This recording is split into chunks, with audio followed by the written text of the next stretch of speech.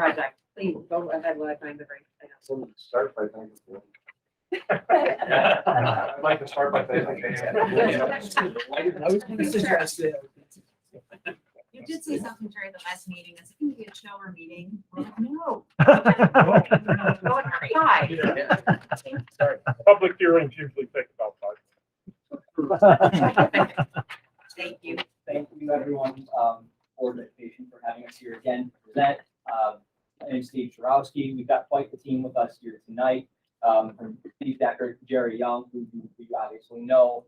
In the second row here at the far side, Rick Yancey, financial advisor, Stephen Jeffrey from Young Red Architectural, Jenny and Jenna, don't get them confused, I swear. They're from Appel Osborne, they're our landscape architects. So specifically tonight, we do expect there to be questions, and we wanted to bring the experts in the respective areas to answer them. So since the last meeting a couple weeks ago, we continued to build the potential project, work through some of the details, work through some budgetary items. And so today wanted to just go through the history again, just as a refresher for everyone, go through the scope, and then leave it open for question and answers. We do appreciate the questions that the board sent along to us. So we have addressed those, I think, at the end of the presentation as well, just quickly in summary. If there's more, we'll obviously have to answer them. So to summarize how we got to where we are today, all of this with any school district really wants to start with the building conditions survey. That's the state mandated facilities inspection that was completed in 2021 for Aurora.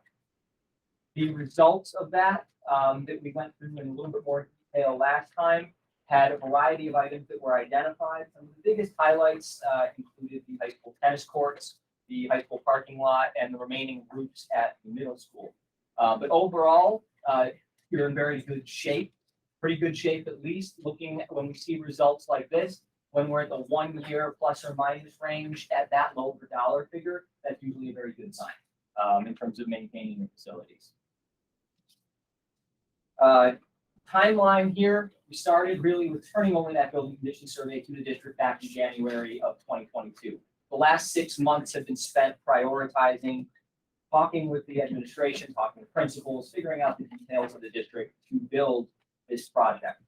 And where did that project come from? It comes from those building condition survey items, priorities, those are on the right, as well as the educational needs, program spaces, community input, technology upgrades on the left. Where the overlaps occur and where the highest priorities fall are what builds a capital project. So these are, you've seen the lists. We know where they go to, what those lists are prioritized, right? We have the highest needs items. And what that allows us to do as a district, as a community, is look at a long-term plan. So obviously there's going to be items that are a higher priority right now to do, but there are still items that are on the table 5 and 10 years down the road. So what this graph and document kind of represents is a pathway to building a layout and a plan. So what we're going to summarize here, only a couple slides away now, is the current plan. But at the end, before we get into the budget, I do want to identify a few items on how the current items here fit into a longer term vision, or could fit into a longer term vision. So it's really laying the groundwork. It's really laying the groundwork for the future, for the next 10 years, 20 years, 50 years. We're standing in a building that was built in 1960. So, it took time to plan at some point in time to make sure this was still operational. The project itself really focuses on 3 priorities. Life safety, first and foremost. You'll see that recurring at all 3 buildings. Warm, safe, and dry elements, roofs, masonry, windows, those are always the items to keep your building warm, safe, and dry, and then the program needs. At Parkdale Elementary, the real focus is on those infrastructure elements. PA systems, clocks, mechanical systems, additional security cameras, give or take $1 million in the budget for what those scope items were that rose to the top. Spend a little bit more time on the middle school. There's a few more items here, to put it mildly. It's a larger emphasis on program, but the interesting part of that is the program really does overlap with some of the building condition survey need items for failing areas, or failing is the wrong word, for less than ideal areas. One of those spaces that we're sitting in right now or standing in, the library as a main focal point of this project. This was the original auditorium, believe it or not, for this building. Above the Board of Education is actually a balcony, which is now a mechanical space. And above everyone out here is a double height space that is just open to the roof above. There's some old infilled skylight. So that picture is looking above the ceiling that direction, towards where the stage used to be. The stage actually is where the hallway was, or vice versa. The original drawings, historical records that we were able to find in the district archives that we have digitized and have access to, have a lot of the original plasterwork and detailing incorporated on them that will become pivotal when we start talking about putting the details and the documents together for a renovation of this space. Other work at the building that really is a high priority and has risen to the list is finishing some of the work that was not completed in the last project. There's obviously an area of the hallways in the building that were renovated, and then there's areas on that first floor that were not, and there's a very distinct difference as you walk down the hallway. Whether it's the hallways or finishing heating and cooling renovations that were not completed in the last project, those are all incorporated into this project. Bathrooms and accessibility improvements. Some of the bathrooms were renovated again in the previous project. A good deal of them were not renovated. This project has all of the remaining restrooms as well as improvements to the elevators. At the high school, there is still the same overlap of life safety, fire alarm systems, and PA systems and clocks, as well as some heating and cooling improvements and security cameras. Where the programmatic needs come into play here is really the tennis court and the site and the fields. So this will play into a long-term discussion here in a moment, but presenting to you one option, really the consolidated option that was deemed to be the most appropriate potentially long-term, relocating the tennis courts instead of replacing them in their current location. A couple main reasons for that. The existing tennis courts were at some point built on a pond. The pond was infilled and probably not infilled properly 30, 40 years ago, which is leading to some of the deterioration of the surface. Additionally, the tree lines and the forests that are directly to the north and west of the tennis courts do cause continual and residual debris to land on the tennis courts and become a slick surface. So relocating the courts to the south of the road, closer to the football field and the track. The schematic here in the layout incorporates 8 courts, a group of 6, and then a group of 2, all of them with lighting. The thought concept there was that the 2 courts would be sort of competition courts, additional and closer viewing points for. Yeah, is B the 2 additional courts? Yes. Okay, thank you. And then D on there is a new turf field area. So moving the tennis courts to this location eats up one of the grass areas of the site. We understand that the site is wet, particularly wet in the spring months, creating a new turf field zone that would be strictly or primarily geared towards field hockey and lacrosse from a sizing standpoint, giving the district additional flexibility for its athletics and its gym programs and public use. Oops, just going back to the tennis courts for this proposal, what way are they facing? Is this north, south? Are they laid out? Yes. Thank you. We also want to be conscious and plan for some unknown conditions in the project. We're obviously in a time period now where the bid prices and construction dollars are very volatile. We've all seen escalation go through the roof. We believe that the project that is presented, the total value is appropriate for the work and a timeline of when it would take place. But we feel it's intelligent to be open to the possibility of the next items on the list.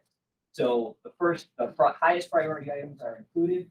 The items that were next on the list, I've summarized a few of them here. If money were to be available, items that would be considered to be added at the end of the project. So it would be written into a secret declaration and incorporated in a proposition but understanding that they may only be possible if money is available. So before we circle back and really open the table for conversations, there's a couple items that we wanted to identify on how these items specifically fit in with a potential long-term vision for the district as a whole. At Parkdale, we understand the changing regulations with the state and with the expanded universal pre-kindergarten program. There was discussion among the group, among the staff, for is now the time to pull the trigger on, say, an expansion of that program with an addition on the building. And it didn't rise to high enough in the priority list, but it is something that is being talked about and is being considered and investigated and carried on that long-term plan so that it doesn't get forgotten about. At the middle school, after the first floor is renovated and the library is renovated and the home and careers room is renovated, there won't be a ton of spaces left in the building that haven't been touched in the last 10 years. But a couple large spaces are still on the docket. The 2 gymnasiums, the fitness center and how that space on the 1931 portion of the building fits in, and the shop room. You know, where those spaces can fall down the line and what's the most appropriate use for those spaces moving forward. Various conversations of is the gym that's below us, actually, if we really want to think about it. If that stays as a gymnasium space, how can that be improved with accessibility improvements down the road? Is that something like a wrestling room down the road? All on the table for long-term discussion. And then really the big one here, looking at the high school site from a long-term plan, really thinking of this as a site complex, as an athletic complex. So what you're seeing there is an entire turf area that would be turf baseball, turf softball, and turf soccer, all in one complex along center. And you can see how the tennis courts, the 8 of them fit in with that so that there's a central pedestrian way. The lighter blue shading symbolizes what would need to be some stormwater retention, which could actually be an extension of the wetlands and creek area that's to the north of that loop road right now that sort of is on the west side of the high school. But trying to pick a place for the tennis courts in this project that would not hinder a potential future project and landlock you or prohibit you from doing something down the road. So that gets us from the fun stuff to the not so fun stuff, usually.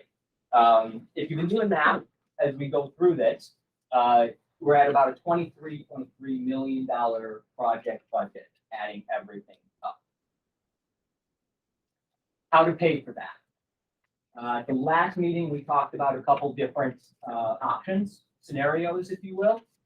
There is an existing capital reserve. That capital reserve with no tax impact would allow for a project budget of about $13.6 million. That leaves a pretty sizable gap, $9.7 million in work. At the last meeting, we had talked about a tax impact potentially to offset that gap and cover the differences. What we've discovered as we've gone back and recrunched the numbers.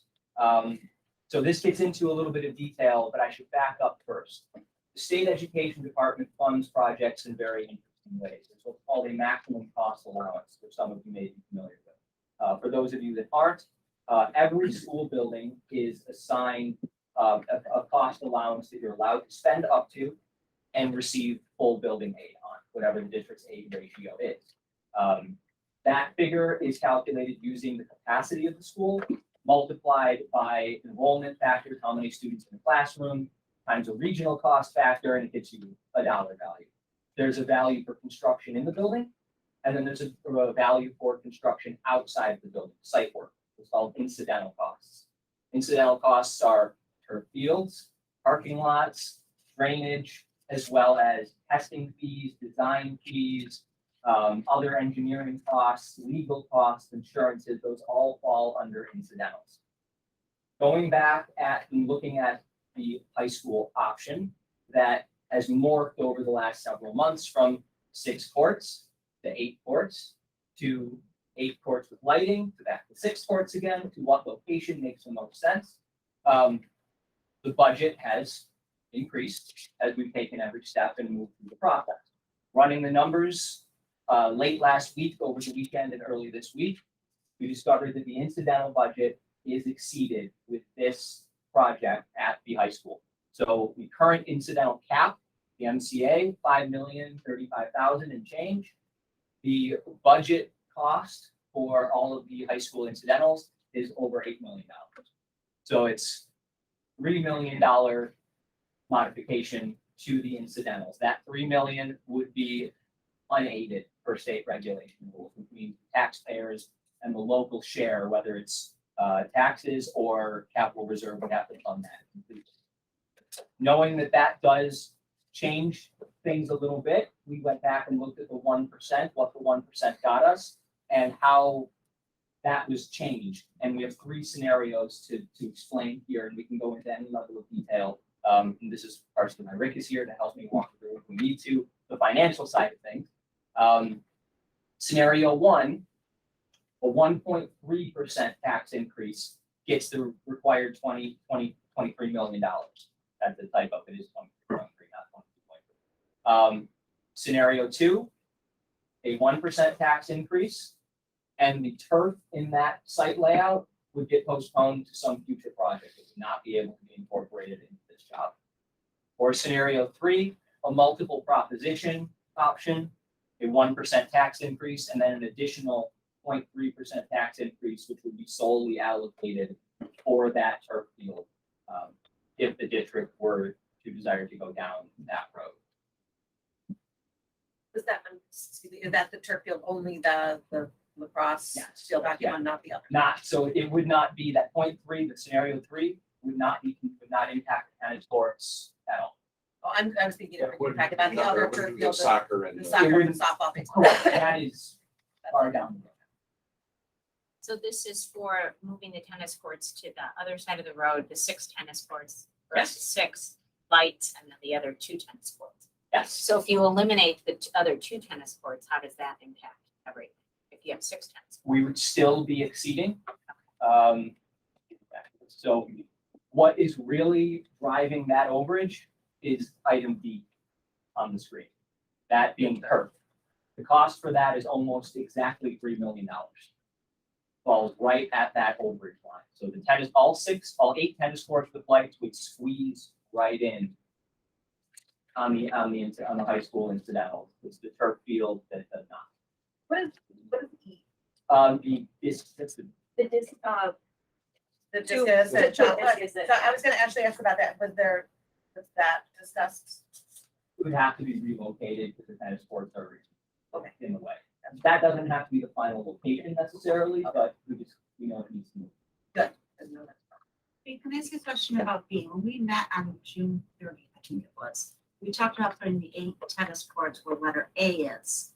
How did you just then decide to go to B?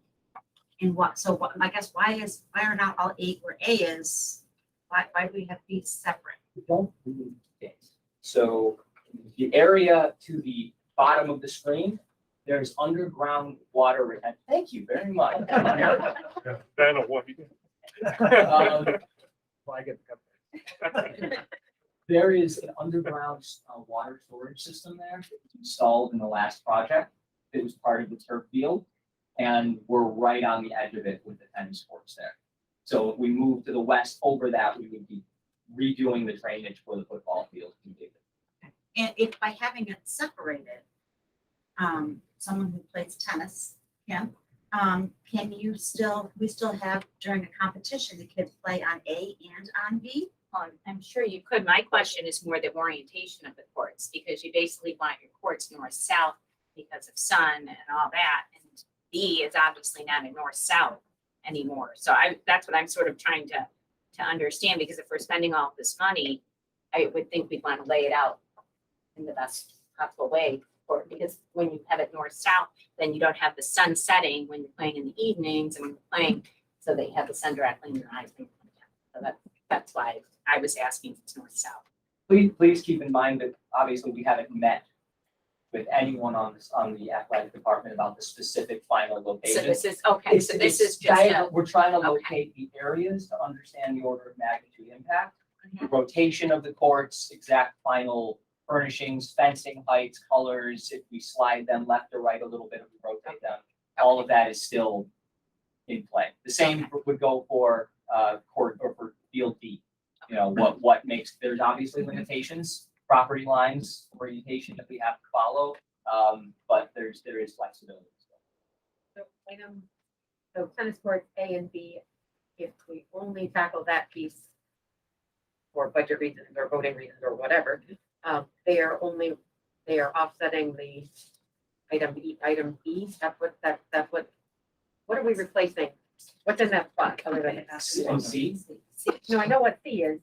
So C is moving over, becoming A and B. What's currently A and B? What are we? Nothing. Nothing, there's nothing there. We're It's not just- running yeah. into anything that's currently. The discus and shot put are Yeah. currently right below B and D, like they're right there, and it's I like, don't understand. See where they are, see Yeah. how pointed right there. So, no, so So yeah, that's the only impact. actually, that's, yeah, on the that's discus. existing field. Yeah, that's- And wouldn't it be the cross-country course? well, yeah, so we talked about that. And Matt so they Weinberg. should still be able to run down, Yeah. kid right behind the backstop, Soccer field. right, like they do right now. Yeah. Yeah, And then I just come I up. met with Brian Lombardo and he took a look at it and we talked about, and I want to thank the team because they did a great job of listening to the problems that we have with the grounds. And so we have issues with water, right? We have forever. And so it really gets in the way of our students' practices. And so there's a lot of conflict for the field because for many times the entire spring, it's really wet out there. And it seems like now we have even additional water issues that we're going to be talking about in just a moment. So we need to figure that part of it out. So that turf field was a great first step.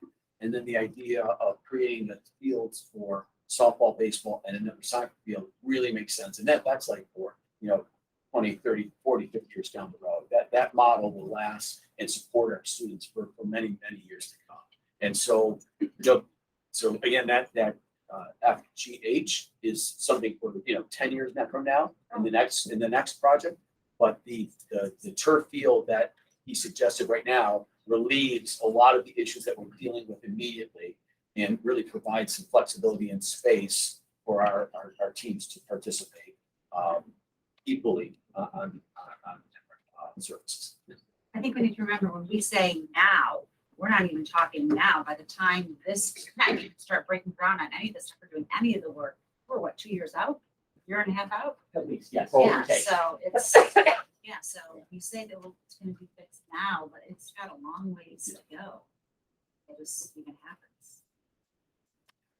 I think, so what worked out nicely though, is that basically speaking is we talked about 1% the last time, now 1% increase, we're talking about some kind of potential increase. But the 0.3 is almost like, as Steve was saying, equates directly to that extra turf. So it makes it easier because sometimes those overages, you're picking from all different parts of the project and it makes it really complicated. This is pretty straightforward. That extra turf field is exactly that 0.3 extra on the levy that we need to decide about. So does the point, the 1% is 42, 1.3 is that 42 plus, or that 63 total? 63 total. Yep. So you can see it's about $21 more. But as a separate proposition, I can see it's, yeah, help. So it could be a separate proposition. Taxpayers could decide whether or not they wanted the turf field. There is a caution there about doing it that way. If you want to just, so the board's informed. Yes, so anytime there's multiple propositions, this was, I think, mentioned very briefly at the last meeting, we were running out of time at the end. That when it's a single proposition, it essentially is a pot of money. So $10 million for everything. So if something that was supposed to cost $1 million costs 1.5, but something else that was supposed to cost $1 million costs $500,000, the money just slides back and forth between the two. When it's a separate proposition, the language can be, doesn't have to be, but it can be very restricted. That $3 million would be for that turf field and not for anything else. So if the turf field comes in at $2 million, that other money is not able to use for anything else. And vice versa, if the turf field comes in at 3.5 million, it does create an issue that where does the additional funding come from? There's obviously language ways to make sure we're very careful with the proposition because it's all encompassing, as possible with everything and following the laws and being legal with it. But that is a potential loophole to multiple propositions that could trip things up. There's a lot of ifs and thens and buts in that type of statement, but that is a concern. Rick, did I? Yeah, I like think, that? in particular, in this bidding environment where construction costs have kind of bounced, up and down over the last couple of years. We have, other districts we work with, and when it's so specific to a field, and the bids come in, higher than expected, your really only option is to go back to the voters for the additional money. So if you're within one proposition, it's easier to move around, but when they're separated, it just becomes more challenging because it's so narrowly focused on one project. And the challenge with I've seen you talk about the cost allowance, the district being over the incidental allowance. That's completely normal. Many districts throughout the state that we work with and Jerry and his team work with, athletic fields and parking lots always create a challenge with incidental allowance because of the state's formula with respect to what it actually costs versus what the state thinks it should cost based upon the formula. Well, it was created at a time that there was no such thing as a dirt field. And athletics were a lawn that you mowed type of thing. Parking lots were stone. And nowadays, those costs are just incrementally higher on all of those pieces. But they still come out of the incidental budget as opposed to the construction. Site work requires a lot of trucking of material and gas prices have been, impacts, the ripple effects. A lot of the increases that we've seen. So the site work costs are up significantly. I think the numbers that we're talking about here between Young and Wright, PCC will make sure that the numbers are very conservative. Taking escalation and volatility of the market. But things are up and down. For example, we've seen lumber come down. It's gone up and down a couple of times over the last week. So it's a moving target. Hopefully the recession on the horizon here doesn't impact a lot of All right. The last meeting we had, when we talked about moving the tennis court to this spot, were we taking away some of this practice areas or something there, which kind of led us to taking a look at that turf? Yeah, it does. It is a practice area, currently, and a bonus benefit, not just having, a turf field for all season use, but getting that extra practice space back and not totally losing it.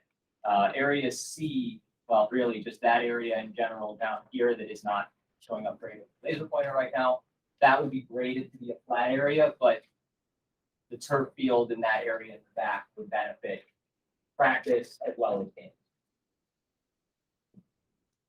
Yeah, where the tennis courts are now, that's just gonna be level, so it could be a practice field, basically. Yeah, we could use that space to practice. Is there additional cost? I mean, if we're having the two courts separate, just in terms of lighting and stuff too, it just seems like the way it's laid out, it could become a more expensive situation than just having, as you said, there's not enough space to put all 8 of them in a line, but I'm just sort of curious about, just the whole layout. Isn't that going to just be more expensive doing it that way? I'd say there's a little bit of a premium by having them separate. You reference lighting, it's the operation. The Extra concrete, Right, You know, right. around I'm it. just wondering.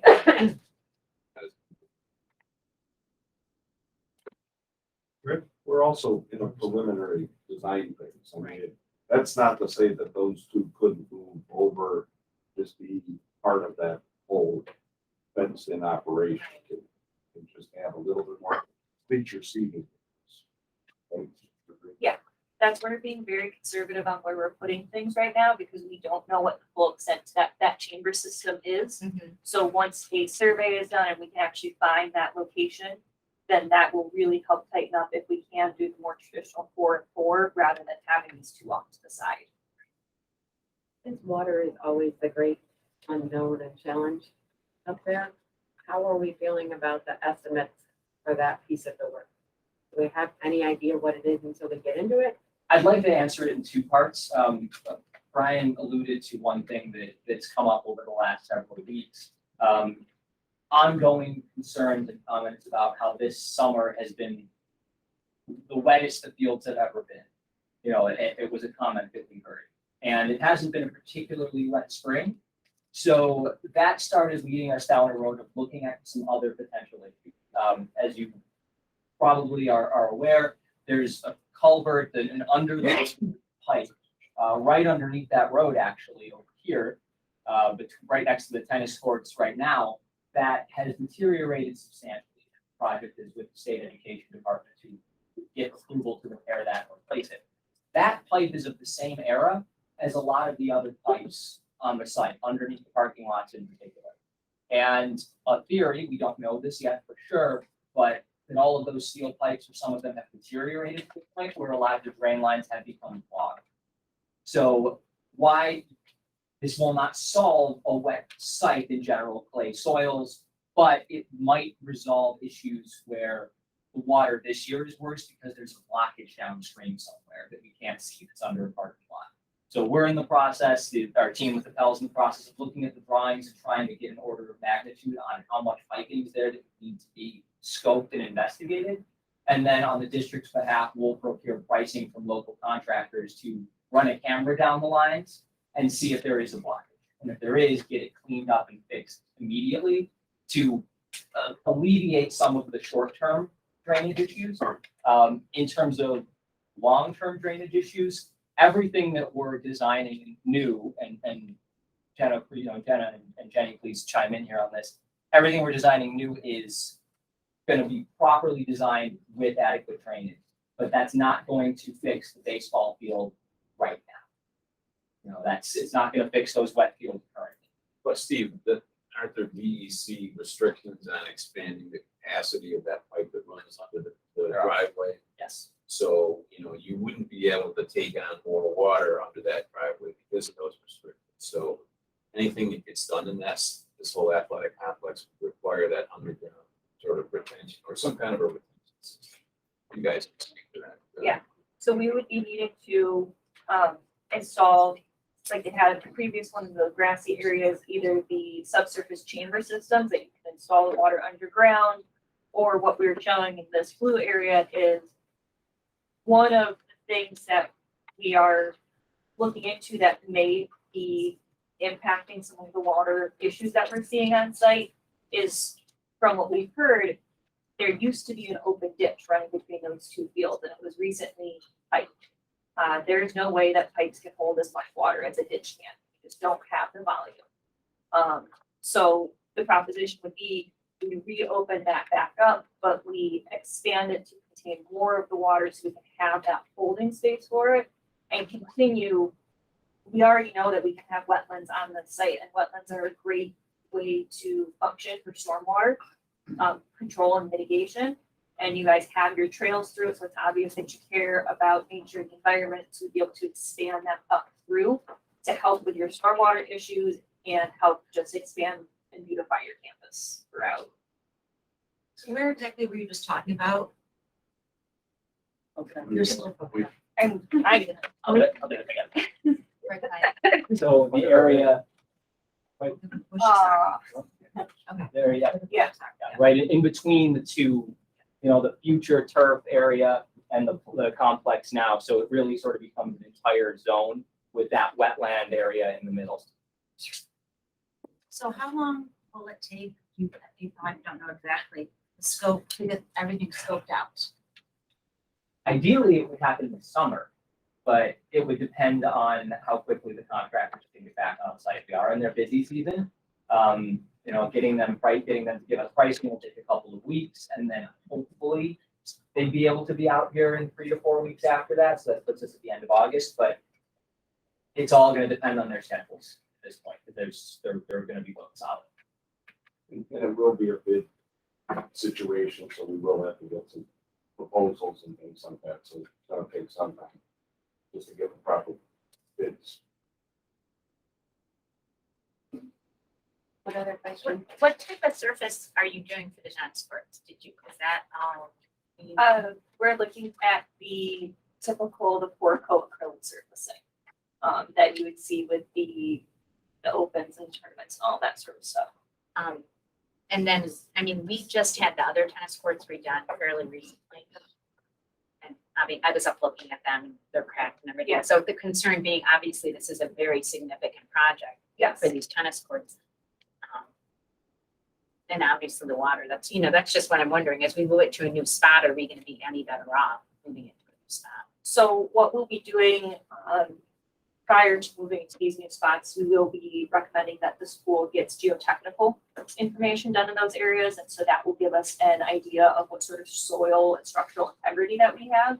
Really, those historical documents that the school had that showed us there was a pond right here. It makes everything make complete sense, that that's why we have those large structural cracks that we're seeing, is that At the at the current existing tennis tennis courts.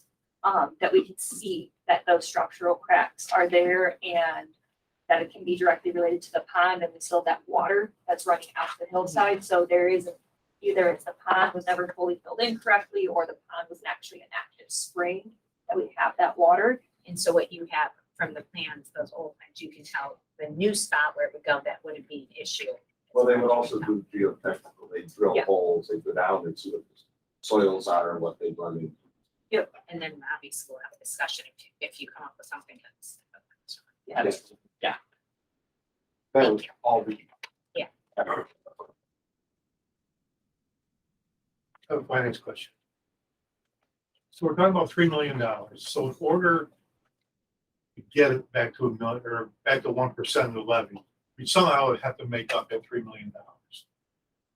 Is there a time limit as to when we can stop, when we actually have to have a definitive number on the reserve that we have? I mean, could we continue to build that up to a point before we start getting to the local share that way? Yeah. So in order to use the capital reserve, in this case, it's 1.6 billion.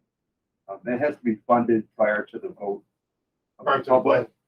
But you could do what other districts do, and it's not uncommon, but you could also write the proposition to have capital reserve and other district available funds that could become available at some point through the project.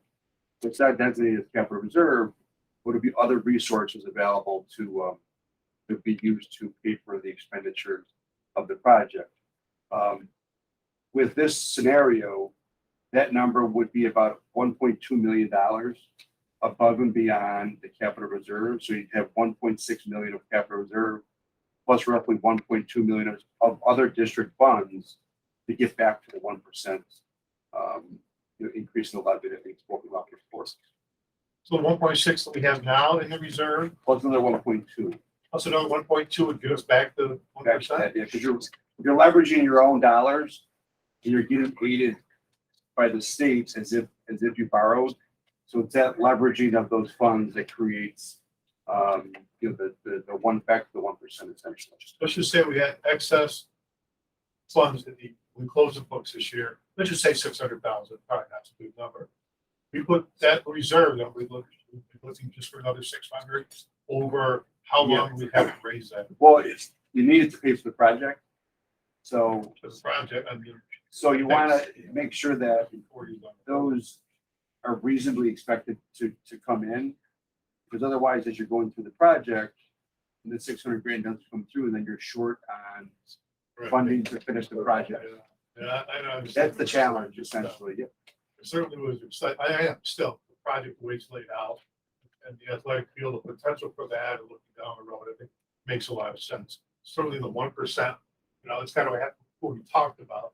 The 1.3, I was just trying to think if there was some direction we could take to maybe work our way back down to 1%. So there are some options, but some are risky. Appreciate the creative thinking, Mr. Bowler. There is an option that we are gonna investigate immediately here, but it's not something that's guaranteed, obviously. You obviously have no site at the middle school. There's no room for fields of any kind. And your middle school students are bused or parents drive them over to the high school property.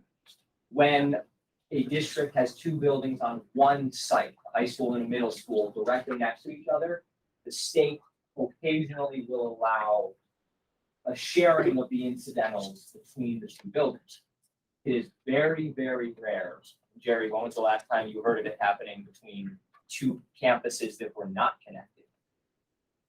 It goes back to when Carl Thurno was in charge of SCB facilities, okay? Because you had somebody there who could make a common sense decision. Yes, he's great. Yes.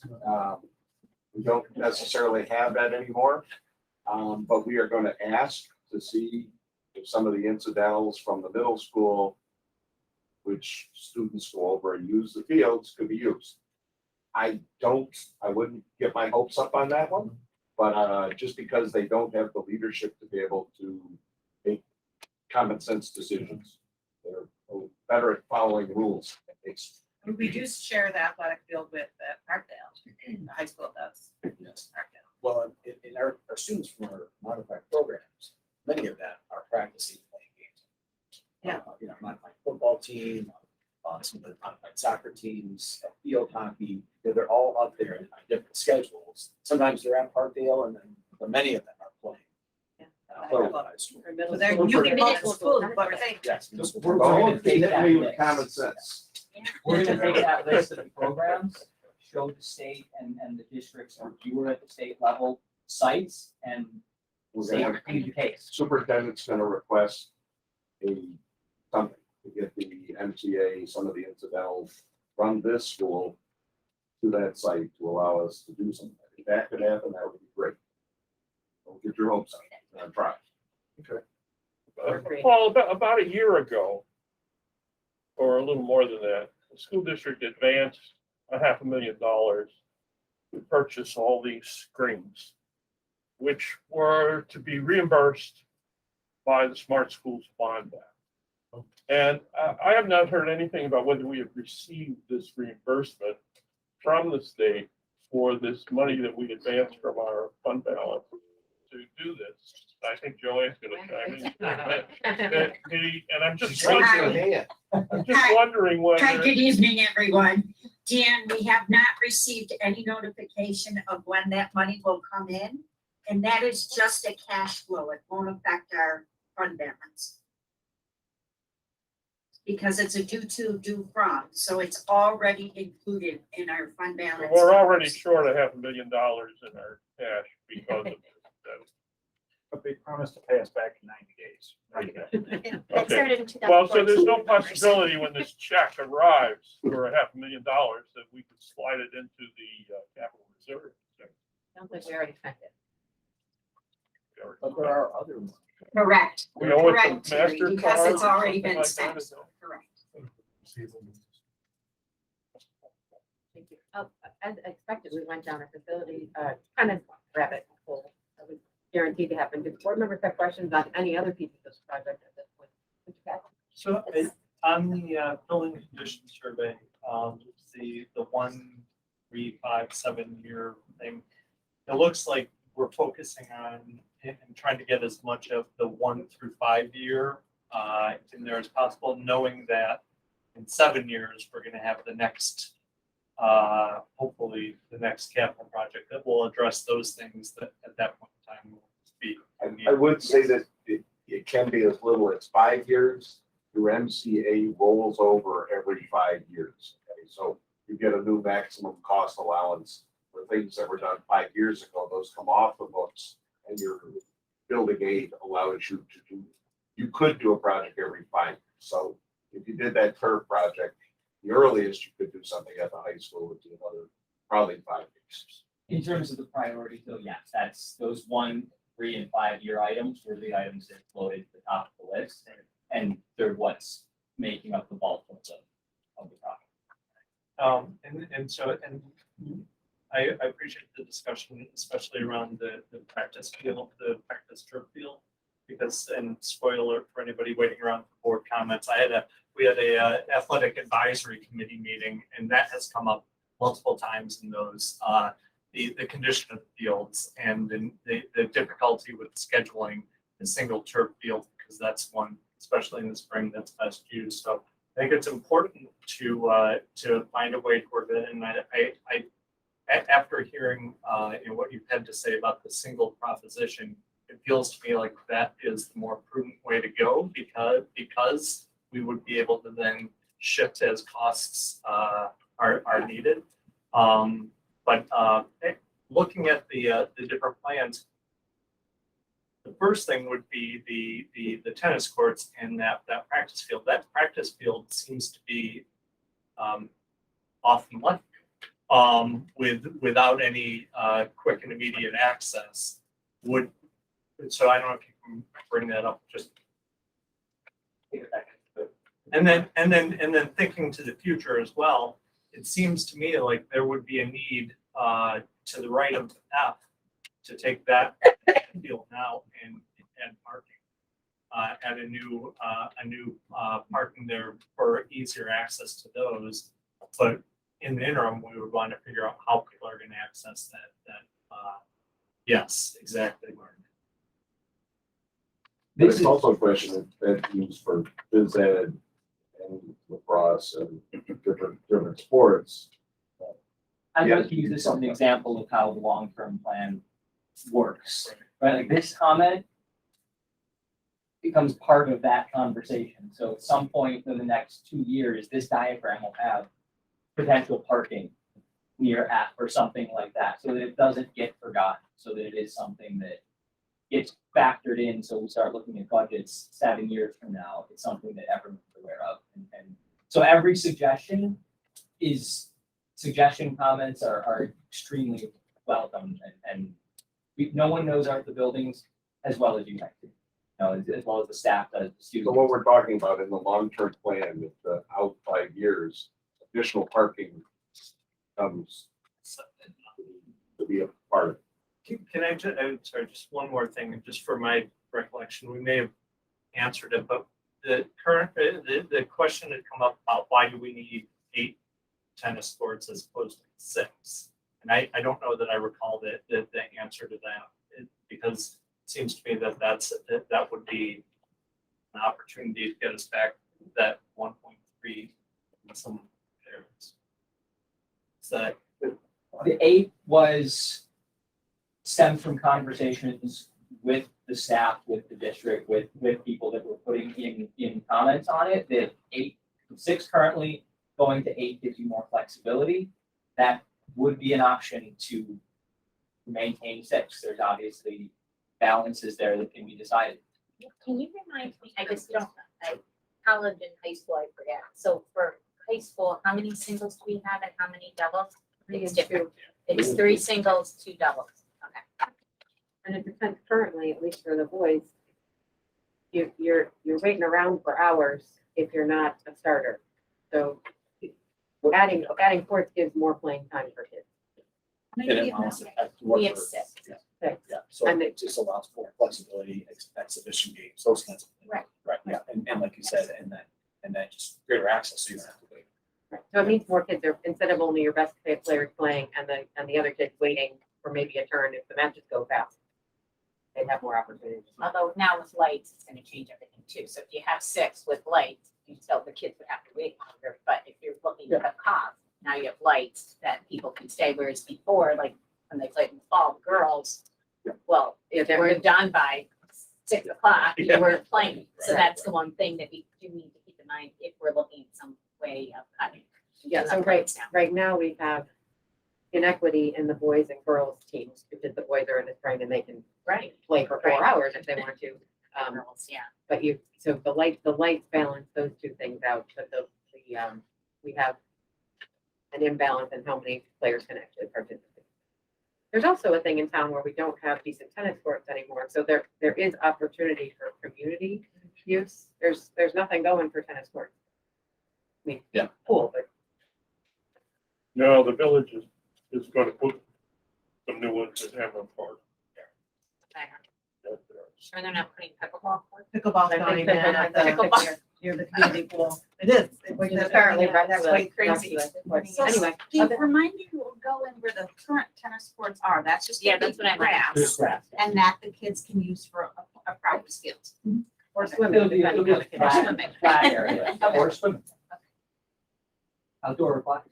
condition. Other questions, On- do we want to talk about the media center, any other? We're all athletics all the time. Well, the media center, we had talked about trying to find out what's the breakdown of the cost between actually creating a media center and creating a media center. Meaning the disposing of the historical elements. I don't know if we've got. I think part of the question from me was, can we share information on what a media center is supposed to be now? Because we've all been sitting in our rooms with tables and books for however many years we've all been on the board. There's more to it that we can stand to be educated on. There And absolutely. educate our community. Yes. So in regards to what a media center would be as opposed to a traditional library, is often a reduction, sounds terrible, but usually a reduction in books, in active book stacks taking up floor space.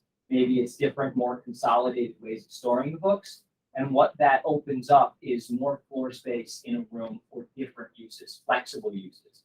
Conference centers or rooms potentially that could be used for small breakout sessions, individual group study sessions, classroom space, lecture hall type spaces, often extensive technology improvements. So you're not using power poles coming from a ceiling to get power into spaces. Very often power outlets spread across an entire floor so that when flexible furnishings and new desks and tables are put in, they can be reallocated and moved around at will. So if you've got a student sitting in a cubby reading a book on a Kindle over here or something, they can charge their devices while a class is happening over here, while another student is working on a paper or something on another side. And understanding that this is a middle school and not a high school, you're looking at more interactive furnishings, more interactive spaces. So libraries are CCP libraries in a lot of K-12 facilities, even at the elementary school level. The focus is entirely on interaction, on spaces for students to interact with each other and interact with teachers. Moving on to a high school level, we've seen several instances where what we've tried to design and account for is students teaching other students, or students even teaching staff how to use their iPhones. Things like that, like looking at a space as a library or a media center as an Apple store instead of a library. That's the media center concept. I hope that answers sort of the differences. From a historic standpoint, we're on a very slippery slope, I would say, almost here, because this is a historic building on the historic register. So touching the space is very likely going to trigger the State Historic Preservation Office to saying we have to either expose, maintain, or restore certain elements in the space. Plaster and other things like that, especially the skylights, the higher ceiling. You wouldn't have to open the skylights per se, but making them visible. That also takes the space from being pretty dull to wow. And that's before that. Oh, I'm totally for it. Okay, I didn't hear what you said. So No, if that you're was so against pretty. it, I'm thinking we're in trouble here, but I think you could take this space to a wow space and just change. I mean, it would be the centerpiece of the project. And we've have a history of trying every time we've done a building project to have at least one portion of that adds significantly to the experience of the students. Think about this relatively small project we did a few years ago where we completely redid the natatorium at the high school. That's a wow space. You walk in there, and when all the lights are working, it's spectacular, and so I think that there's an awful lot of mundane stuff in this $23 million, roofs and parking lots. BCSs are like that. Yeah. So but you want to begin to provide something where the students walk in and their eyes open and they say, wow, they did this for us. That's what happened at Parkdale. We opened Parkdale up, the kids came in, and I was there to have that little dedication, I gave a 5-minute speech. That's what the kids were saying to me. Wow, he did this for us. And that's invaluable when it comes to enthusiasm for learning. They walk into that school, they walk into a beautiful place, and they're all set to be enthusiastic. So this is the opportunity, this room, for this 23 minutes. There's a real sentimental attachment to this building too, by all the alumni that graduated from, this district. And like next week, when everybody comes back to East Aurora for the, union for all grades, people come here just to see this building again and bring back memories of, having gone to school here. So when this is redone, it's really gonna turn people on as far as really capturing what the building means to them. A lot of them fondly remember sitting in this auditorium and being inspired by that biblical quote across the Zinnia March. So as a matter of fact, a few years ago, when I was board president, that wooden plaque that's on the wall above the bookcase was brought to us by a 50th reunion class. So there were these people, they were 68 years old. They were sitting here in the audience, and when the time came for the public comment, they stood up and presented the board a plaque to hang there that has the same quote that appears above the ceiling, because they wanted the kids using this library to at least have some inkling about what they experienced when they were. Brian, are we opening this up to alumni? For alumni weekend, so they can come in and they can. Yeah, we have some tours scheduled for the high school and for the middle school. Any chance of getting any funding? You were saying this is on the historic registry, anything like that where you can, because don't they sometimes?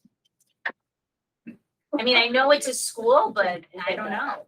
No, as a public entity, No, Thanks, I Roger. just, I don't know. You never If you know. were, if you were doing grain elevators in a brewery. Just thought I'd ask when I heard.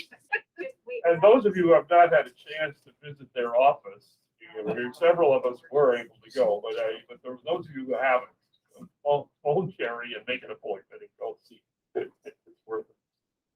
Thank you all. Do you have other questions? We still have a lot on our agenda, unfortunately, before we're finished here. We had talked about schedule because we have to, at our August meeting, if we want to meet the timeline that's laid out, we have to vote on putting forth the plan. Are we trying to schedule a meeting between now and then to? That was gonna be my question, is that, so I don't know how the board is gonna, does the board have any feelings before we move on about the different proposals? I do. Yeah, go ahead. Yeah, the project, we thought of moving tennis courts, getting ready to put in an athletic complex in the next 10 years or whatever, but yeah, I just would like to find creative ways to bring that levy increase, that down, and not the 1.3 is not doable for me, it is, but certainly, we have some money here. Yeah, and at the last meeting, we approved funding the capital reserve up to but not to exceed an additional 500,000. That's the repair reserve.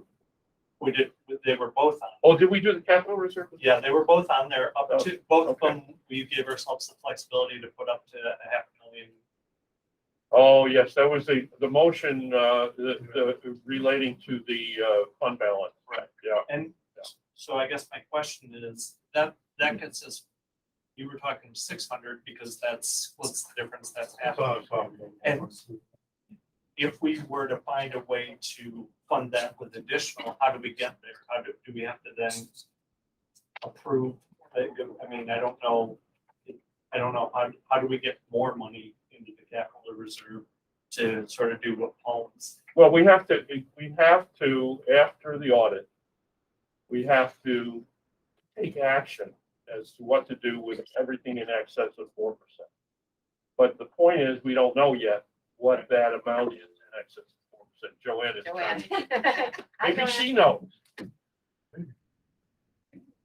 At the last board meeting, according to the grid, I went much more aggressively than I normally would.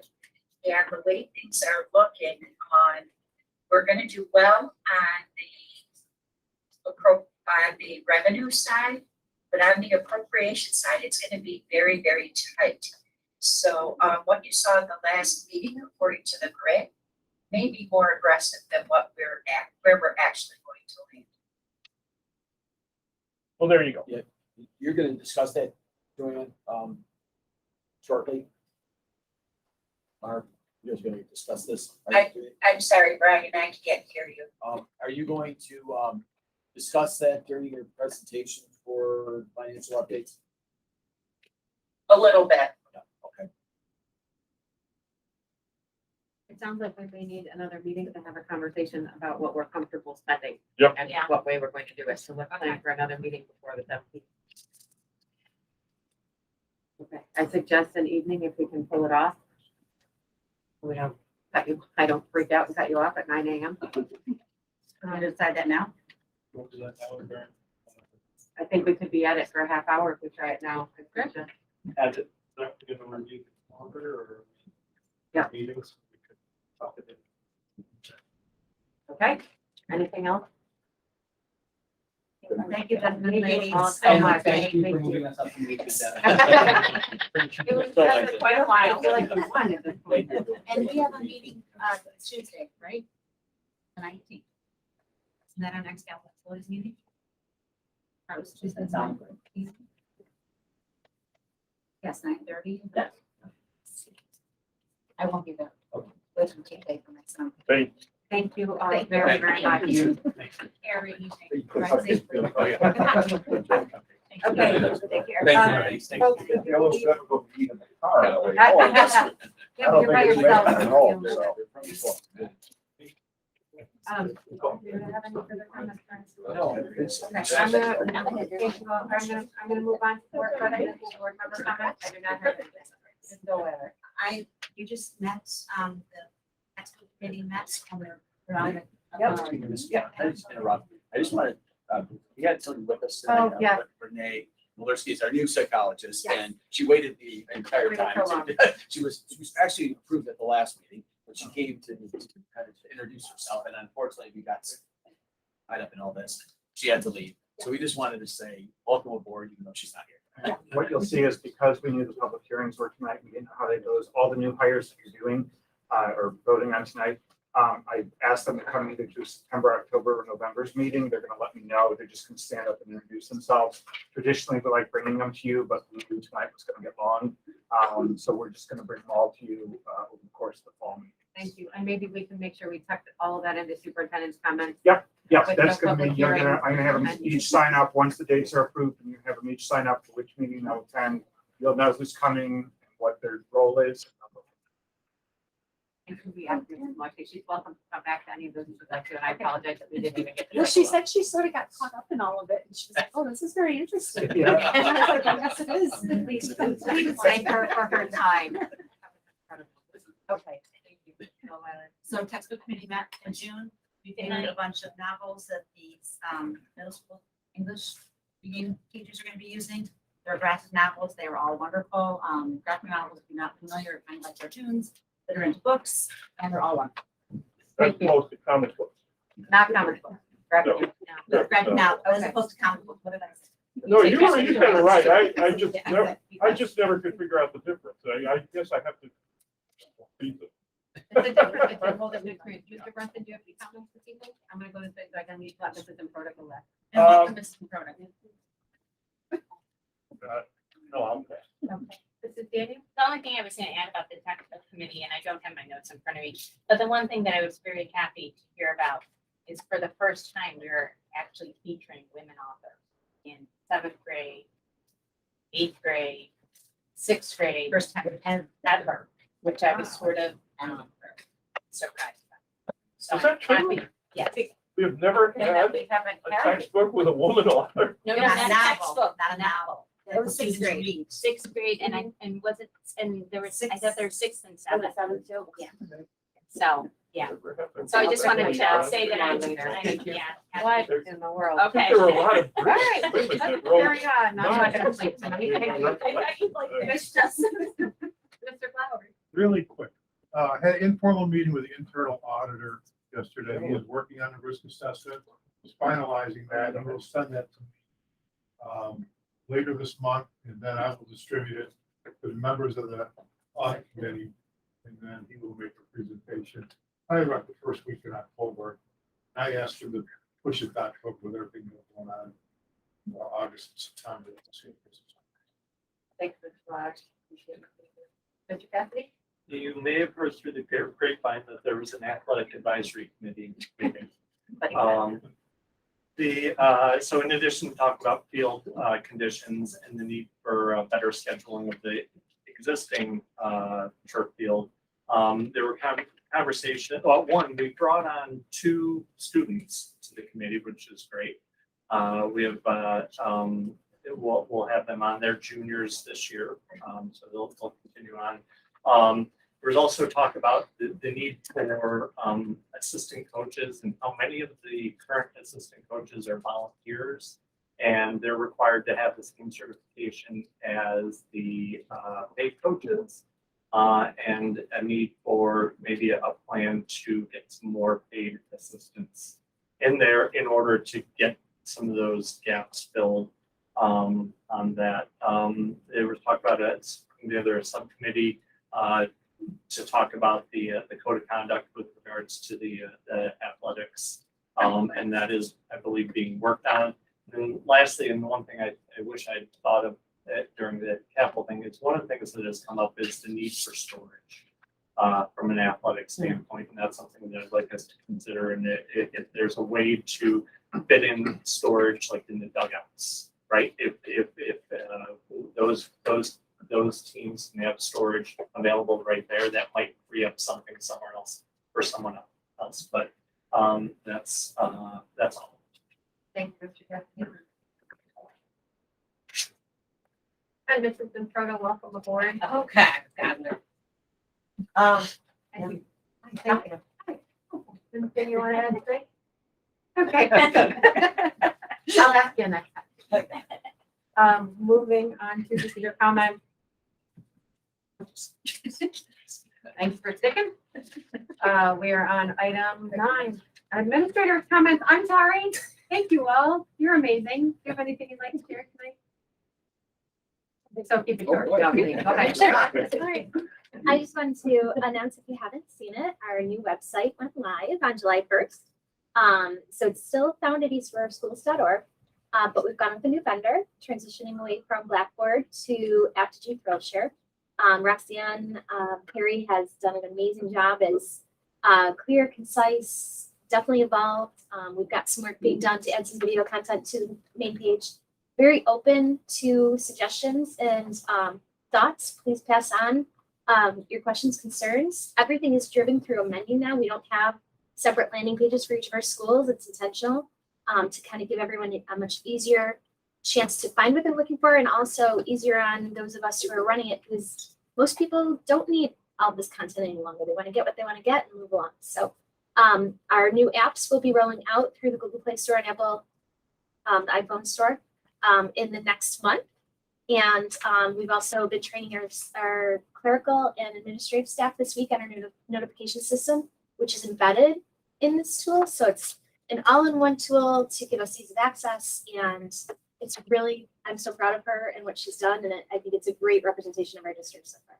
Thank you so much. It's amazing. I stumbled upon it by accident while going to look something up, and I was on my phone, and it was brilliant. It worked just like it needed. Thank you for all of the work that's made. Can I just ask a comment? I just want to make sure that you had said at our meeting that there no longer going to be teachers' pages per se on the new website. So there's not a landing page for teacher pages where it lists every teacher and you can clearly see who has and hasn't updated them. If you're looking for teacher pages for those teachers that have them, they're in our staff directory. So you look up Christy Maizana, and if I have a page, there's a link there for it. And if there's not, that's okay. I just wanted to make sure Yep. the board was aware that Yep. there's no one going. So many of our teacher pages staff, like in the past. Some do, Yeah. some don't. Some Yeah. they transition, we're in a transition phase. Some have gone full on the, just setting up a Google Classroom and keeping that as their hub. Some still like to have that static information on there. So it's an either or at this point. right, so many have moved to Google Classroom as their main learning management system, but at the same time, some may have just said, you know what, that old one, I don't want to use anymore, or I want to go into Google Sites, or we've got this new tool. So we're offering trainings to our teachers who'd like to have a good informational start for their page, whether it has just a core syllabus and contact information or it has more. So we're planning on offering trainings to help them get rolling, and not having to start with a site that may be antiquated. So there are fewer than we plan to have there right now. We moved over those who were very clear that they wanted it. We're going to help the rest get there if they want to. Otherwise, if they want to live in Google Classroom, the Guardian emails for the parents serve as another purpose of communication for that. So feel confident that communication will still be available, just in the mode the teacher feels most comfortable with.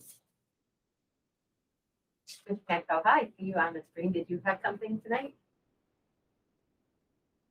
Oh, You're muted. You're muted. Of course not. I was just going to say, that I wanted to take an opportunity to thank our PTO for a marvelous job with closing the end of the year. Erin, Belka did an amazing job. We didn't know if we were gonna quite make it to the send off this summer, but we delightfully had an amazing event and an excellent turnout.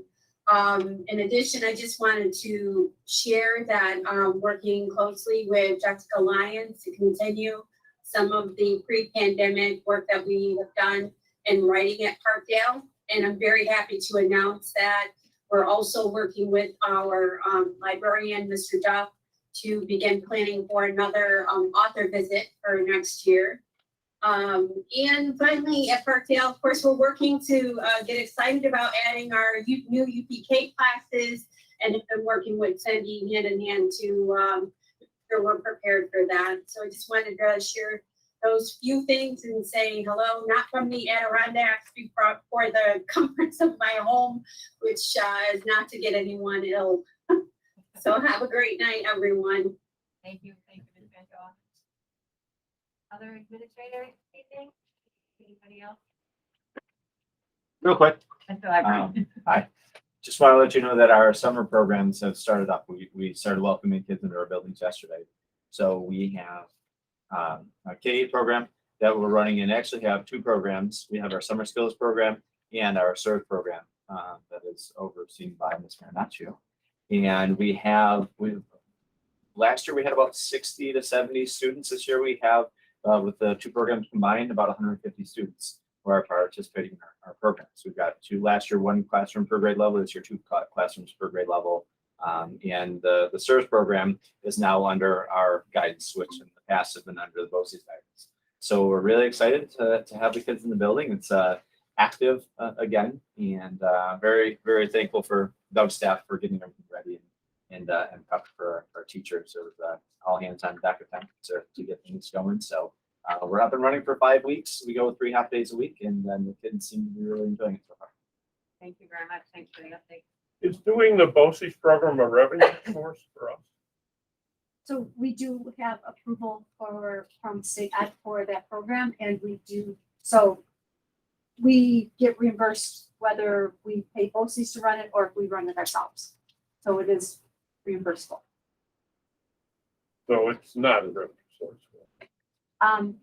Yeah, great. Because we have to offer it, and so they're providing the funding for it, so it doesn't cost. So, us. but if BOCES ran it, I assume they had to provide a supervisor, they had to be, so they must have had some costs associated with it. If we're taking over those costs, do they reimburse us for them? Not BOCES, we staff it, so we get reimbursed from the state. So we'll get more revenue as a result of running it ourselves compared to just sending our students to both costs. Yes, but we have the costs associated with the teachers and the related services, staff and everything. So I'm not, because this is, since I've been here, last year BOCES ran it for us. This is the first time that I've been doing it, so I'm not quite sure. Yeah, which is going to be, Gotcha, but we're not incurring additional costs. no, no. Thank you. Anything else? Yeah. Jackie, I'm sorry, I'm going off script just for a minute, so just ignore me. We haven't had an opportunity to say thank you for those who contributed to the graduation ceremony. So I just wanted to publicly thank our PTO and Maria's leadership, and Jess for representing the Board of Education, Brian for his opening speech to set a beautiful tone and embracing of the class of 2022. Doug and his staff for setting up 950 chairs and creating a stage, and Doug for driving those in need on a golf cart back and forth to the parking lot. Scott Clare for his work. So it was just a great ceremony, all hands on deck again this year. Thankfully, a beautiful day and a beautiful ceremony. And just wanted to thank all of you for being a part of that. Thank you. Bill, Thank you for all the work. It was beautiful family. I'm sorry, I shouldn't. I just do. As you're planning for next year's graduation ceremony, I wonder if you could give some further thought to how we deal with presenting scholarships. So we already have. I've had several feedback comments from people. They just don't like their. Right. So I've got a date. We're putting the calendar together for next year. And I have a date picked out already for what will be either a dinner or cocktail ceremony at night with our award winners. So that'll be on the calendar, and we'll be going back to a live version of that. It'll look different and won't be part of the graduation ceremony, but it'll be a live ceremony with those special community members and the senior recipients. Thank you. Thank you. Anyone else this evening? Thank you all very, very much for sticking it out. Sorry, I got it all out of order. Okay, I think we're on item 9 now, items requiring board action. Ready? Okay, hold on. Item A. The superintendent recommends that the Board of Education approve the appointment of Kimberly Dreiser to probationary 1.0 FTE position within the tenure area of business. Detailed in your agenda. I have a motion. Moved by Mrs. O'Leary. Second by Mr. Cassidy. Discussion. She used to be here way before. Yep. As a what? Same business teacher at the high school. She, due to family situations, moved out west. And now they're happy to move back and therefore, so. Wonderful. Yeah, I'm sorry, did I interrupt? I won't.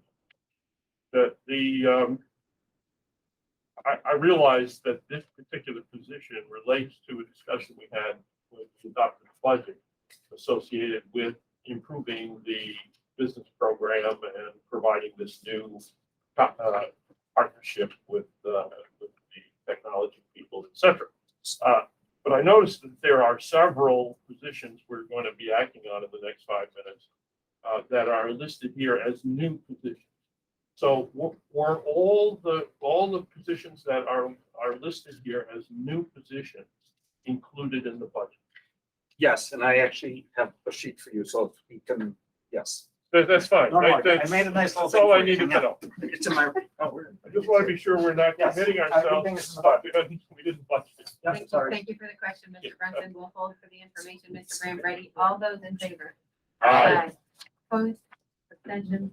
Carried 7-0. Item P. The superintendent recommends that the Board of Education approve the appointment of Megan Westbrook to a probationary 1.0 FTE Math 7 to 12 position as detailed in your agenda. I have a motion. Moved by Mrs. O'Leary. I have a second. Second by Mrs. Daniel. Discussion. Pause to review your sheet. That's just a quick overview of everything we're acting on. Ignore the colors. Those mean different things to me, but that's just a high level overview of all the hiring we've done and still have to do. Okay, all in the budget. Yes. Thank you very much. Okay. Discussion. All those in favor? Aye. Opposed? Abstention? Carried 7-0. Moving on to item C, the superintendent recommends the Board of Education approve the appointment of Heidi Dale to probationary 1.0 FTE position in the tenure area of education of children with handicapping conditions, general and special education. May I have a motion? So Moved by Mrs. O'Weiler, seconded by Mr. Flowers. Discussion? All those in favor? Aye. Opposed? Abstentions? Carried 7-0. Item D, the superintendent recommends that the Board of Education approve the appointment of Kimberly Groff to probationary 1.0 FTE position within the tenure area of education of children with handicapping conditions, general and special education, as detailed in your agenda.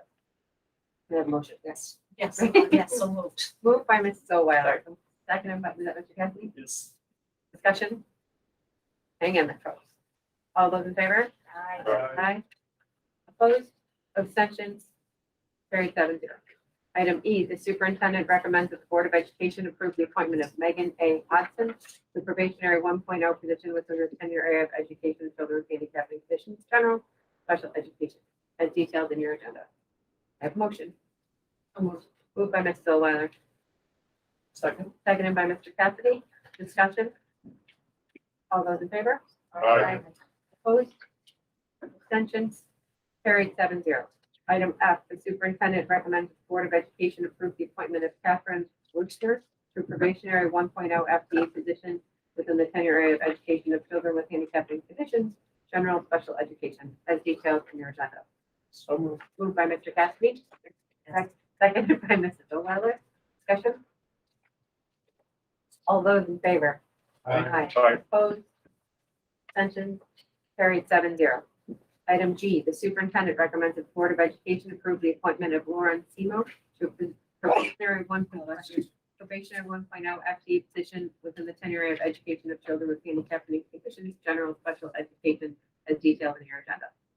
I have a motion. Moved by Mr. O'Hara, Second. seconded by Mr. Flower. Discussion. All those in favor? Aye. Opposed? Abstentions? Carried 7-0. Item H, the superintendent recommends that the Board of Education approve the appointment of Samantha Miller to a 1.0 FTE position within the tenure area of elementary education, as detailed in your agenda. There's a motion. So moved. Moved by Mr. Cassidy. Seconded by Mr. O'Weiler. Discussion? All those in favor? Aye. Opposed? Abstentions? Carried 7-0. Item I, the superintendent recommends the Board of Education approve the appointment of Carly Graves to a 1.0 FTE position within the tenure area of elementary education, as detailed in your agenda. So moved. Moved by Mr. Flowers. Seconded by Mrs. O'Weiler. Discussion? All those in favor? Aye. Opposed? Abstention? Carried 7-0. Item J, superintendent recommends the Board of Education approve the appointment of Nicole Ellis to probationary 1.0 FTE position within the tenure area of elementary education, as detailed in your agenda. You have a motion. Moved by Mrs. O'Weiler. Second. Seconded by Mr. Cassidy. Discussion? All those in favor? Aye. Opposed? Abstentions? Carried 7-0. Item K, the superintendent recommends that the Board of Education approve the appointment of Andrew Woodrow to a position of 1.0 FTE long-term substitute elementary ed, as detailed in your agenda. I have a motion. Moved by Mrs. O'Weiler, seconded by Mr. Cassidy. Discussion? Mark, why does it say on this new sheet you gave us status TBD?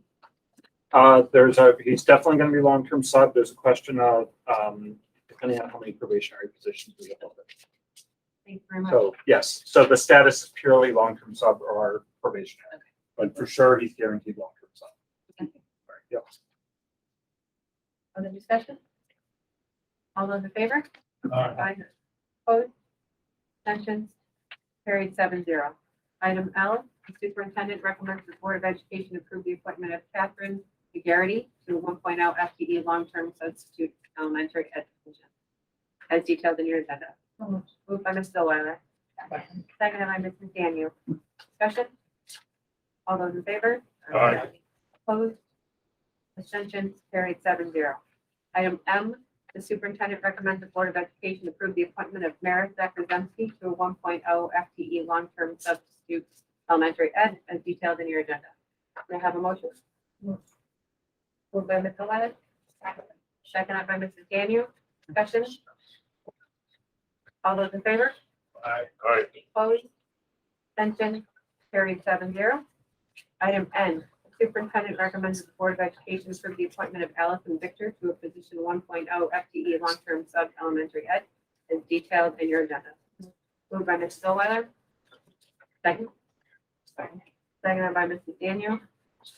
I don't even know if I can hear. Mr. Cassidy, you get the next one. Discussion? You can have it. All those in favor? All right. Aye. Opposed? Abstention? 7-0. Item O, the superintendent recommends Board of Education approve the appointment of Megan Hewitt to 1.0 FTE long-term substitute elementary ed position as detailed in your agenda. So moved by Ms. Billweiler. Second. Second by Mr. Cassidy. Discussion? All those in favor? Aye. Opposed? Abstention? Carried 7-0. Item P, the superintendent recommends that the Board of Education approve the appointment of Patrick Swan to a 1.0 FTE long-term substitute building substitute position as detailed in your agenda. So moved by Ms. Billweiler. Second by Mrs. Daniel. Discussion? All in favor? Aye. Opposed? Abstention? Carried 7-0. Item Q, the superintendent recommends Board of Education approve the appointment of Emma Pupalo to the position of 1.0 FTE long-term building substitute. So moved. Moved by Mr. Daniel. Second. Second by Mr. Cassidy. All those in favor? Aye. Discussion. Okay. Opposed? Abstention? Carried 7-0. Item R, superintendent recommends Board of Education approve the appointment of Samuel Arnold to probationary 1.0 FTE position in social studies tenure area. Moved by Mr. Cassidy. Second. Second by Mrs. Oweiler. Discussion? All those in favor? Aye. Opposed? Abstentions? Carried 7-0.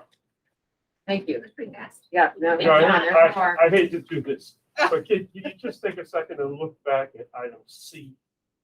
No, that's too far back. On page 3. The reason I ask is because this person is being appointed to a UPK position. Yep. But it says that her tenure area is children with handicap conditions. Right, that is That's- our blended, co-taught UPA class. There will be a gen ed teacher and a special ed Thank you teacher very assigned to that class. Thank you for the answer. Thank you for the question. And just in regard to that, I'd like to thank Ms. Marinaccio for working with the state because that application literally was 16 pages long. And it made it almost impossible, just outrageously complicated. And so she reached out to them and they came down and assisted us to fill out the application so that we could get the program started, which is really great for the kids. That's Yeah, fantastic. so thank you. Well, Thank and it's you. neat that there's a special ed component to it. I hadn't realized it. I think she's from Vegas. Isn't she from Las Vegas? Yes. Well, she's from here. She again found work out there and is now coming back home. And actually, our business teacher has worked in a setting, I'll just say this, in Colorado, I believe it was, where it was like this really progressive school district that did all these CTE elements. So she has a lot of experience working like in this position, that she's gonna be filming for us, you know, as we're doing this combined business. Academy. Yes, she's got a lot of really interesting experiences, some really great people trying. We're really happy. I can promise you, we're thrilled all these folks said yes. Thank you very much. Thank you. Yeah, thanks to Mark too, No, I mean, no and rush. the whole crew for, these are like hundreds of interviews. It's just so- And then you'll see, I should have all the other, I think they're light red on your sheet. Those ones will all be filled. Back on wood, by your next meeting. So we should be good. We're down to just, I think, 5 or so folks left to fill. Congrats. This is a heavy lift. Thank you. We look forward to meeting them all at upcoming meetings. Yes. Thank you. We are moving on to item 10A, the business office report. Ms. George still with us? Joanne? I'll take. I am. Okay. Our reports on this month are as of the end of May. And as of the end of May, we had $9.6 million in the bank, which ties to our cash flow. I'm happy to report that we should have enough cash flow to get us through the summer months without needing to borrow any money. We had expended approximately 80% of our budget and received approximately 94% of our budget. We're currently in the process of closing the books. Our treasurer, Julie, has done an outstanding job and has posted all of the accruals to date. And Melissa and Jennifer are currently working on the carryover encumbrances and the payables. We're still awaiting the final BOCES bill.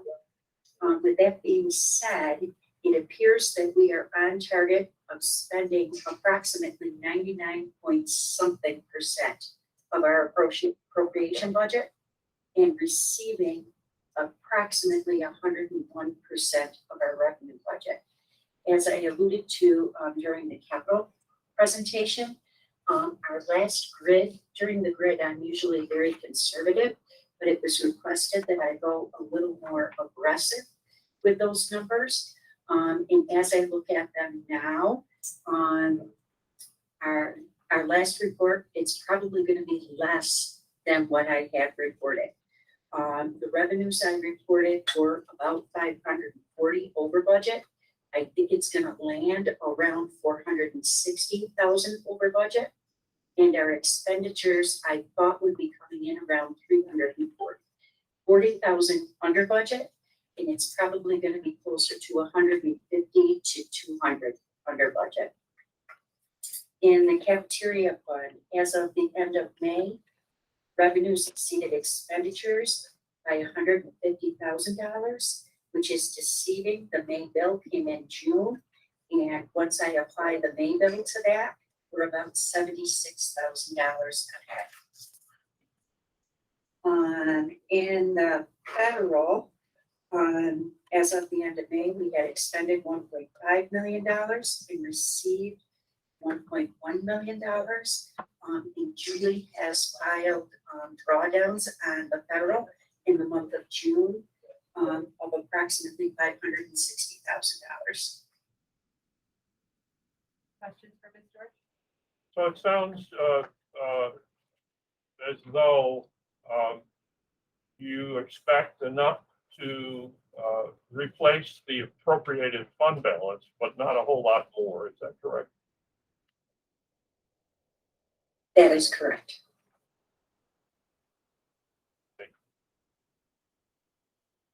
Other questions?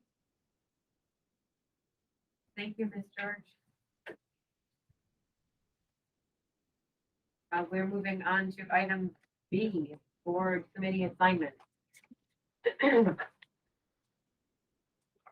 Everyone has the list of, oh, great, thank you.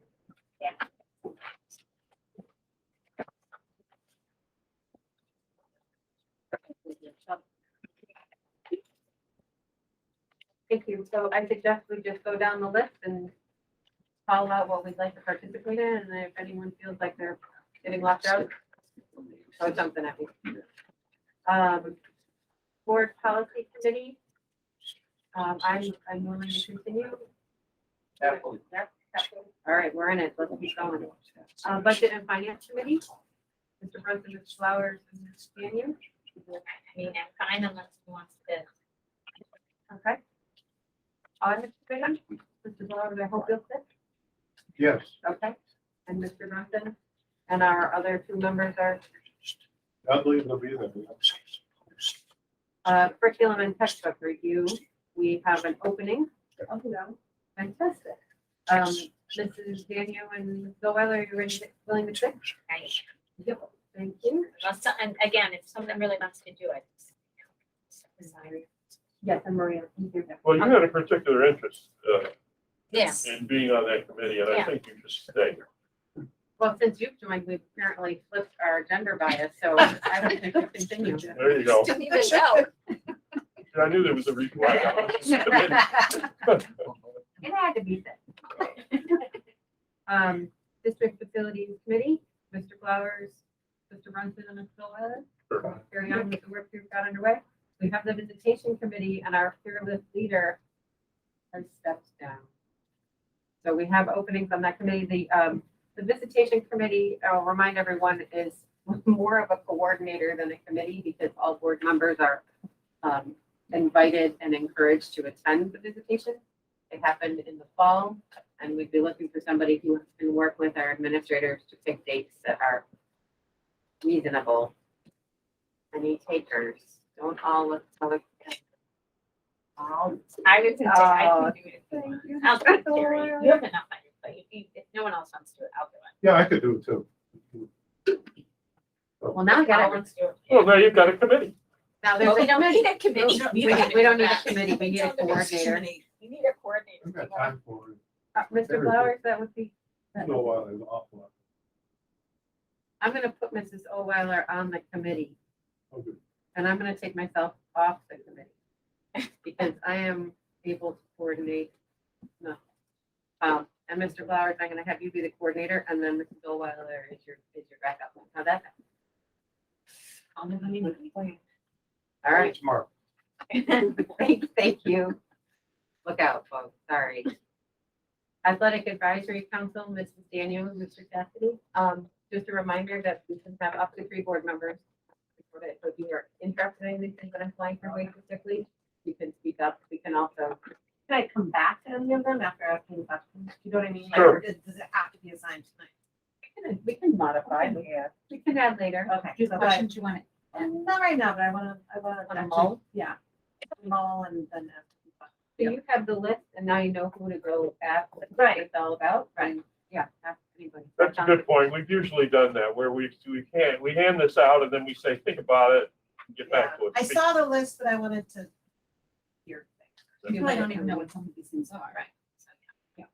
Well, and express We'll find interest out. for what you'd like to do, because it may very well be that one of us would say, sure, do it instead of, Yeah. you know.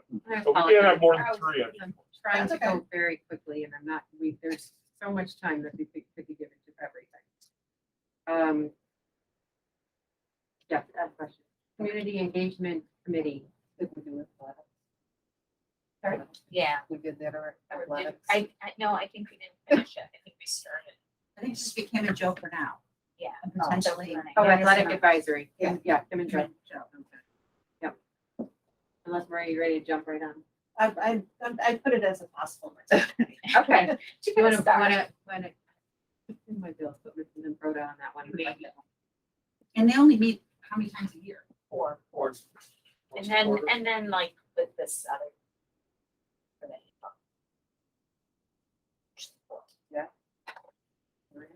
She wants to know more beyond. Oh, I'll wait.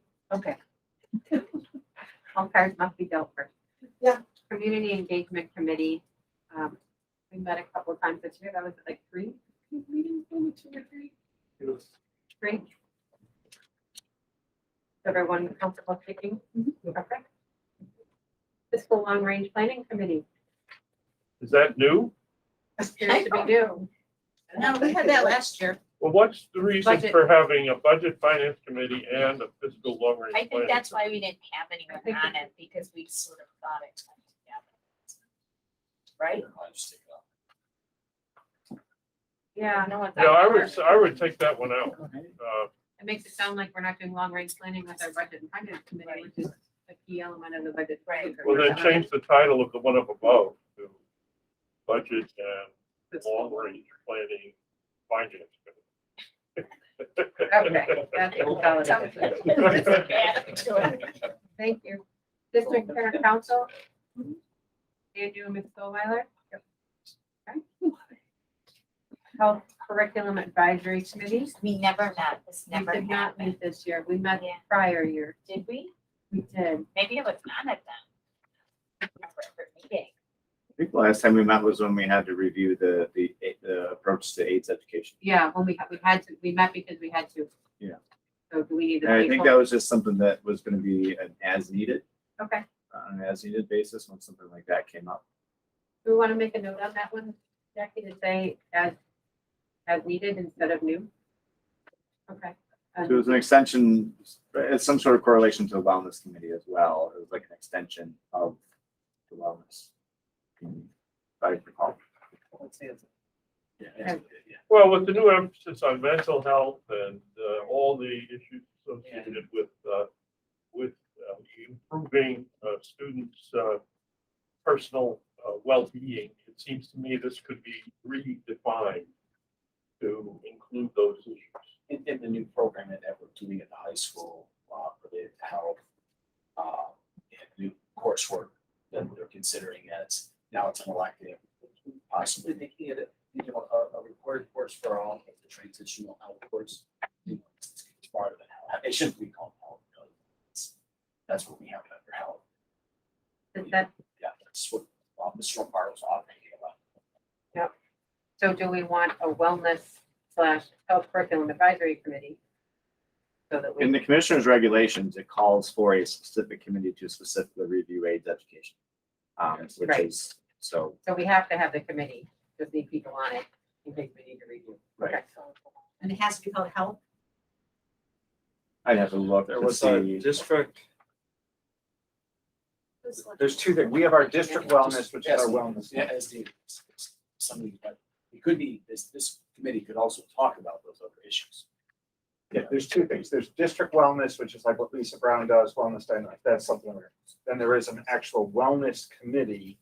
And then there's a subcommittee of that, which is the AIDS curriculum committee. So The there should board be members are not on a wellness committee. No, that's not fine. the, Yeah. not the, that It's one, just the but one this where we is. needed community members and, Yeah, it's just. okay.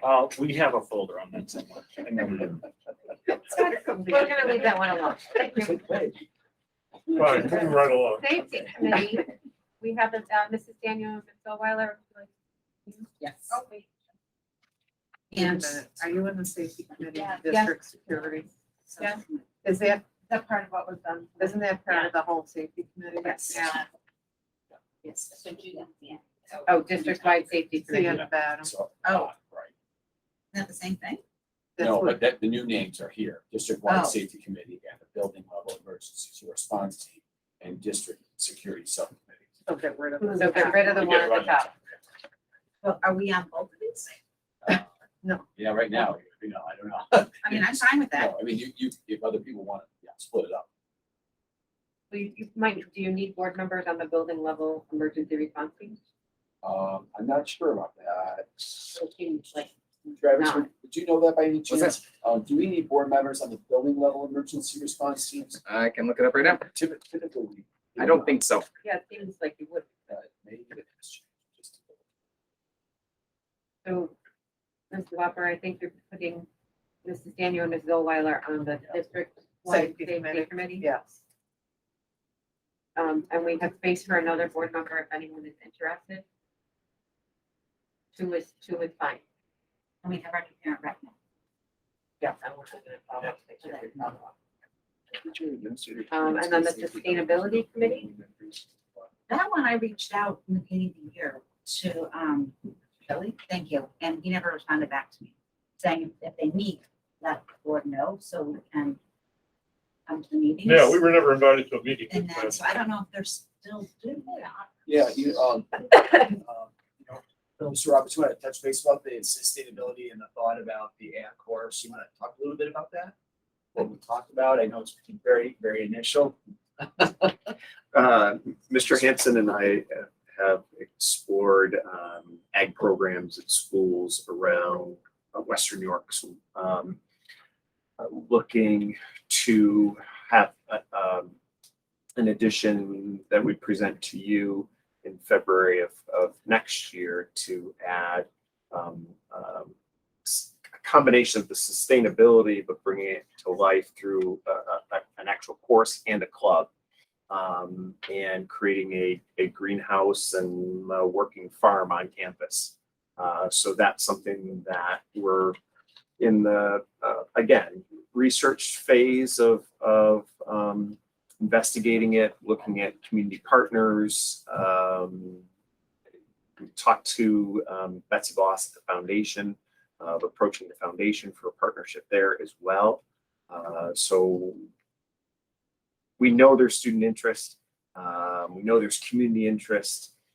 Ethan Hansen, although a physics teacher, has a life that revolves around personally sustainability and capitalizing on local farms and farm to table. So it brings together a number of the things that we've talked about as a school community. And looking forward to bringing that to you in February for approval to add to our curriculum guide. And so we did at the end of the year with the student advisory group. So we were talking about food service. That was one of our biggest discussions for the year. And so we brought in our food service people and we brought in Becky O'Connor from the Cornell Extension. And we're talking about how do we improve farm to table. And so this will be one element of getting fresh produce that we can use right there. And so it's gonna be a small amount, right? It's not a big amount, but it'll be small and basic, you know, like lettuce, tomatoes and things. But nonetheless, it'll be something that the kids run with Mr. Hanson. And how it started is how I grabbed onto him at our wellness day. He presented to our staff all the local providers that he deals with for all of his meats and vegetables and all those kind of great things. And they're all right here. And that's how he kind of shops for his family. And so after I saw his presentation, I said, hey, can we and so I kind of hooked him in and we all met together. He and I and Mr. Shelley, Mr. Roberts, Mr. McRae, the principals were there, and the food service representatives came and talked to the kids about, hey, this is kind of the next steps. And so it's kind of exciting. Now, I a think lot they have, involved, yeah. but I think they have a greenhouse right across the street at the Orange Center because they used to have an agriculture program there. I don't even know if it's still there or whether they're even using it. I don't know. But we could just walk across the street. Yeah, and then Mr. Shelley talked about incorporating composting into that space. And so it's kind of a year or two in the making. That's exciting. Thank you. Yeah. Mr. Roberts, if we could make that an artificial turf farm, I'd have a use for that artificial turf. That green space. Nice. If that does go forward, as a committee that we're on, I would be. Okay. So I have an answer to your question, Mr. Russ. Yeah. So board members are not required to be a part of it. The language says that there's a bunch of people that need to, and it says, and any other representatives the board deems appropriate. So they could deem themselves appropriate, but they could also say the team is fine. So That's typically how it's been. It's Yep. been coordinated. And then it does say that we would have district representatives. So the district safety committee would be represented on the building level emergency teams. But that could be the principals. They are out the district level team. Also be represented. I would think that it would be a discussion of the district safety committee to decide who's on the building level team, right? Yeah. So we'll leave that to the It could be committee a to board. decide. Okay, thank you. County, state, local. Mr. Cassidy, are you willing to continue as the delegate? I am. Fantastic. Mr. Flowers, legislative team? Yeah. Seriously. Chair, Wait a minute, I spoke to, when is it? Very sweet. September 8th. Okay, moving on. Mr. Flowers, are you still willing to serve on the legislative team? Yeah, I did my best last year. It was some hit and miss, so I didn't make all the meetings, but with you. I think a better shot than I did the prior years. Okay. Not too bad. And, oh yeah, Mrs. Daniel was my alternate. I think we alternated. Yeah, on we alternated. Not managing to go to meetings for a year. Tell me. Thank you. We don't currently have a representative on the E ECASB budget and finance team. If anyone is interested in the finances of Erie County Association of School Boards, Mr. Brunson is not interested in that one. None of you are. None of it are. No, it is a thing. Erie to both seats. Yes, that's fine. Thank you. NISBA voting delegate, I'll continue unless anybody else wants it. That was kind of fun. And NISBA legislative liaison. Yeah, I think I've been watching the legislation. Just once in a while, I interrupt the board meeting to talk about something that just happened. And Appreciate frankly, that. there was just this recent, signed into law, a bill, making, threats, in a school setting and in a lot of other settings, a separate crime that's, it's on page 1 of your board, on-board newspaper that just came. So I recommend you read the article. It explains how serious the governor and the legislature is taking the notion of these offhand comments that students make, which are now punishable with the law. Thank you, Mr. Brunson. Any other questions? Mrs. Roberta, do you want to weigh in on anything? Perfect. Take that one. Thank you all.